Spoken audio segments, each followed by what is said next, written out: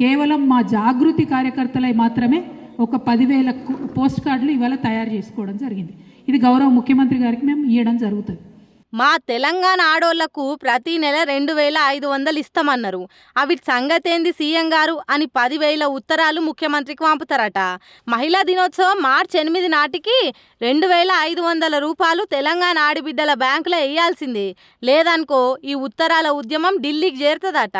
మీరు మార్చి 8 నాడు 2,500 ఇస్తున్నామని ప్రకటించకపోతే ఈ 10,000 ఆడబిడ్డలం తెలంగాణలో ఉన్న 10,000 గ్రామాలకు పోతాం. వేలాదిగా లక్షలాదిగా ఇట్లాంటి పోస్ట్ కార్డులే తయారు చేసుకొని మీ సోనియా గాంధీ గారికి 10 జనపథ్కి మేము పంపుతామని ఈ సందర్భంగా ప్రభుత్వానికి మేము హెచ్చరిక చేస్తూ ఉన్నాం. అదన్నట్టు సంగతి. ఎక్కడ కొడితే రేవంత్ రెడ్డి పతార వడిపోతుందో, ఎవల అండదండలతోని ఇక్కడ సీఎం పదవి అనుభవిస్తున్నాడో ఆగో వాళ్ళకే ఉత్తరాలు రాస్తారట. మీ ముఖ్యమంత్రి గారు చూడుండ్రి తెలంగాణ ఆడోళ్లను ఎట్లా మోసం చేస్తున్నారో. మీరు ఇచ్చిన హామీని కూడా అమలు చేస్తలేడు. తెలంగాణ జనానికి వాళ్ళ ఓట్లకు మర్యాద ఇచ్చుడు దేవుడెరుగు. మీ మాటకు కూడా ఇలువిస్తలేడు మీ సీఎం అన్నట్టు ఉత్తరాల ఉద్యమం చేస్తారట. ప్రతి నెల పైసలు ఇస్తామని ఆశ చూపి తెలంగాణ ఆడోళ్ళ ఓట్లు వేయించుకొని గద్దెనెక్కి అది మర్చిపోయిండ్రు. ఇప్పటికీ 2 మహిళా దినోత్సవాలు పోయినా సర్కార్ సప్పుడు చేస్తలేదు.